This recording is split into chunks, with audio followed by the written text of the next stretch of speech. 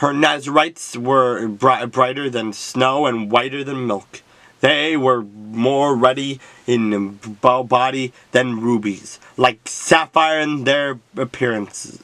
Now their appearance is blacker than soot.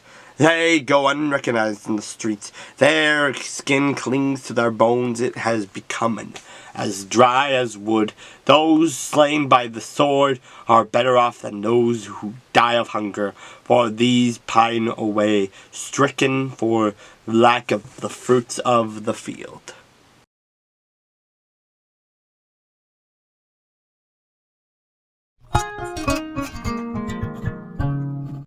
And it came to pass after these things that Naboth the Jezreelite had a vineyard which was in Jezreel, next to the palace of Ahab king of Samaria. So Ahab spoke to Naboth, saying, "Give me your vineyard, that I may have it for a vegetable garden, because it is next to my house. And for I will give you a vineyard better than it. Or if it seems good to you, I will give you its worth in money." But Naboth said to Ahab, "The Lord forbid that I should give the inheritance of my fathers to you." So Ahab went into his house sullen and displeased because of the word which Naboth the Jezreelite had spoken to him. For he had said, "I will not give you the inheritance of my fathers." And he lay down on his bed and turned away his face and would eat no food. But Jezebel his wife came to him and said to him, "Why is your spirit so sullen that you eat no food?" He said to her, "Because I spoke to Naboth the Jezreelite, and said to him, 'Give me your vineyard for money, or else, if it pleases you, I will give you another vineyard for it.' And he answered, 'I will not give you my vineyard.' Then Jezebel his wife said to him, 'You now exercise authority over Israel. Arise, eat food, and yet let your heart be cheerful. I will give you the vineyard of Naboth the Jezreelite.'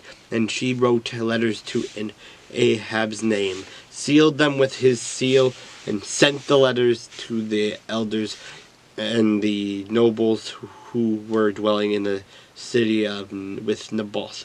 She wrote in the letters, saying, 'Proclaim a fast, and seat Naboth and with high honor among the people, and seat 2 men and scoundrels before him to bear witness against him, saying, "You have blasphemed God and the king. Then take him out and stone him, that he may die." So the men of his city, the elders and the nobles who were inhabitants of his city, did as Jezebel had sent to them, as it was written in the letters which she had sent to them. They proclaimed a fast and seated Naboth with high honor among the people. And 2 men scoundrels came in and sat before him, and the scoundrels witnessed against him, against Naboth, and against Naboth in the presence of the people, saying, "Naboth has blasphemed God and the king." Then they took him outside the city and stoned him with the stones so that he died. Then they sent to Jezebel, saying, "Naboth has been stoned and he is dead." And it came to pass, when Jezebel heard that Naboth had been stoned and was dead, that Jezebel said to Ahab, "Arise, take possession of the vineyard of Naboth the Jezreelite, which he refused to give you for money, for Naboth is not alive but dead." So it was when Ahab heard that Naboth was dead that Ahab got up and went down to take possession of the vineyard of Naboth the Jezreelite. And then the word of the Lord came to Elijah the Tishbite, saying, "Arise, go down to meet Ahab, king of Israel, who lives in Samaria, where there he is in the vineyard of Naboth, where he has gone down to take possession of it. You shall speak to him, saying, Thus says the Lord, have you murdered and also taken possession?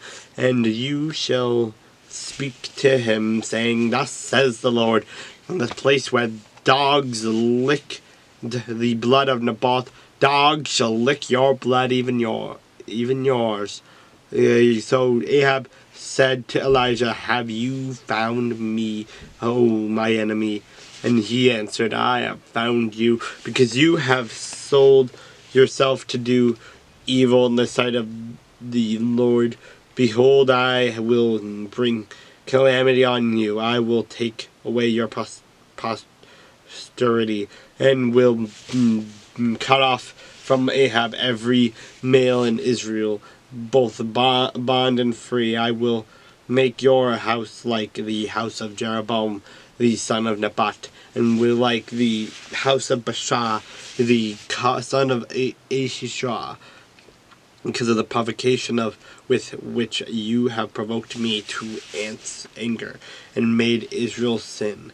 And concerning Jezebel, the Lord will also spoke, saying, The dogs shall eat Jezebel by the wall of Jezreel. The dogs shall eat whoever belongs to Ahab and dies in the city, and in the birds of the air shall eat whoever dies in the field. But there was no one like Ahab who sold himself to do wickedness in the sight of the Lord, because Jezebel, his wife, stirred him up, and he behaved very abominably in following idols, according to all that the Amorites had done, whom the Lord had cast out before the children of Israel. So it was when Ahab heard those words that he tore his clothes and put sackcloth on his body, and fasted and lay in sackcloth, and went about mourning. And the word of the Lord came to Elijah the Tishbite, saying, See how Ahab has humbled himself before me. Because he has humbled himself before me, I will not bring the calamity in his days. In the days of his son, I will bring the calamity on his house.